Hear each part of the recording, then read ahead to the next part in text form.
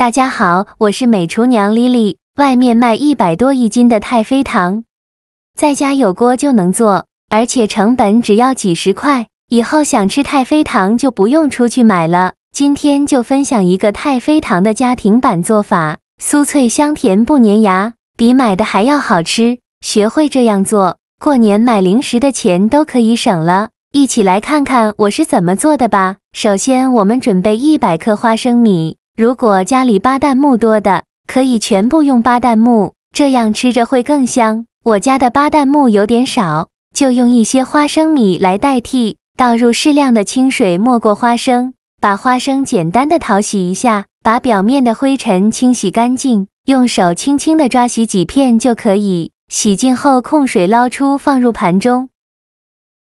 起锅烧热，不用放油，把花生放入锅中。刚开始的时候开大火翻炒，把花生的水分炒干。花生的水分炒干以后，转小火慢慢翻炒。炒的过程中要不停的翻动，防止炒糊了。翻炒至花生微微变色，并且能听到噼里啪啦的声音，像这样说明就可以出锅了。再把它盛出来放入盘中，给它放凉，晾至不烫手的时候再把花生皮去掉。用手像这样一搓，花生皮就掉了，非常的简单方便。这个花生皮呢，一定要给它去除干净。去皮后再准备一个漏勺，把花生倒入漏勺中，把花生皮过滤出去。用漏勺像这样筛一下，花生皮就过滤出去了。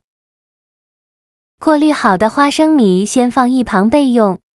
接着准备一个烤盘，在底部铺上一张油纸，把花生放入烤盘中，再放入130克巴旦木，然后用手铺平铺均匀。再放入烤箱中层，上下管90度，把巴旦木和花生米的温度保温，这样炒的时候不容易变硬。接着我们就来做糖浆吧。准备一个平底不粘锅，往里边倒入250克淡奶油，再加入130克白糖。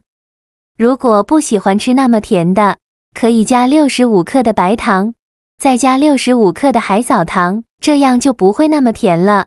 再加1克食盐，加入50克黄油。黄油呢，一定要用动物黄油，不要用植物黄油，动物黄油吃着会更香。再加入50克玉米糖浆，如果没有玉米糖浆的，可以用麦芽糖，但是麦芽糖做出来的呢，会有一点点粘牙。然后开中火，把这些食材煮至融化，用铲子搅拌一下，让所有食材混合均匀。我用的是电磁炉，温度是1000瓦。这个火力呢，一定要保持一致，不要一会调大一会调小，不停转火就很容易出油了。一直用铲子搅啊搅，把白糖和黄油搅拌至融化。搅拌融化后，像这样还是水油状态的时候，不要一直搅，可以每隔几十秒再搅拌一下。这一步比较漫长哦，一定不要离开锅边。这是煮了5分钟的样子，看一下冒出这样密集的小泡泡，继续用铲子搅拌。这是煮了10分钟的样子，看一下这个糖浆变得越来越浓稠了。这时候呢，就要不停的搅拌了，防止糊锅底了，一直这样搅啊搅啊搅。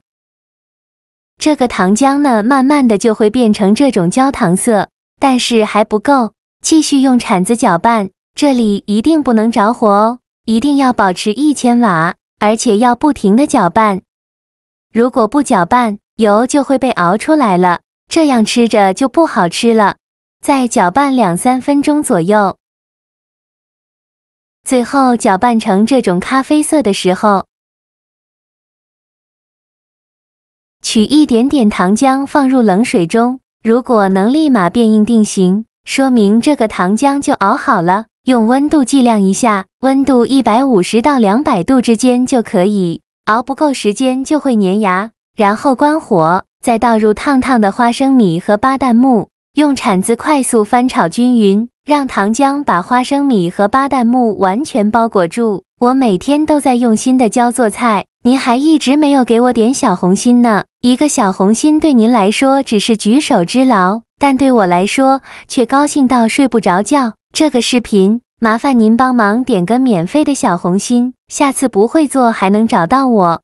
非常感谢大家的支持。就搅拌成这样的状态就可以。花生米、巴旦木和糖浆完全混合均匀了。再准备一个模具，在底部铺上一张油纸，然后把这个太妃糖倒入模具中，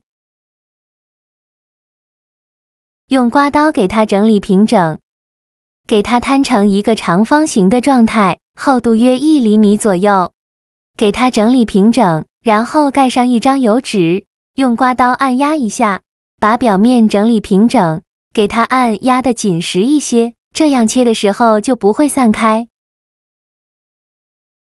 整理好以后，放到一旁稍微放凉，温度大约是80-90度的时候，再把它倒扣放在案板上，然后给它切成宽条，宽约4到5厘米左右，尽量切得均匀一些。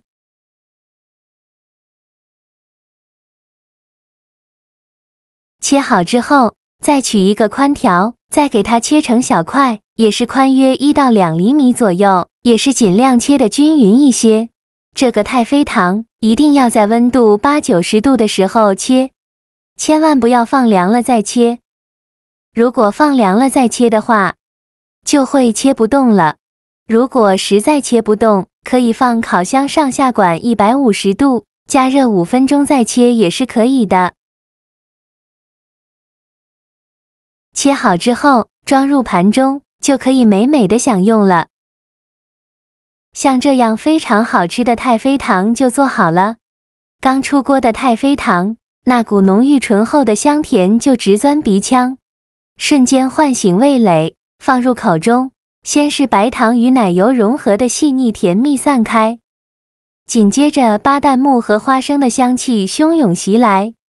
坚果的醇厚为这份甜增添了丰富层次，巴旦木的酥脆，花生的香酥，与奶油带来的浓郁奶香完美交织，每一口咀嚼都伴随着嘎吱嘎吱的美妙声响，香甜脆酥在齿间碰撞，越嚼越香，却完全不会觉得甜腻，反而让人觉得欲罢不能，一块接着一块，根本停不下来。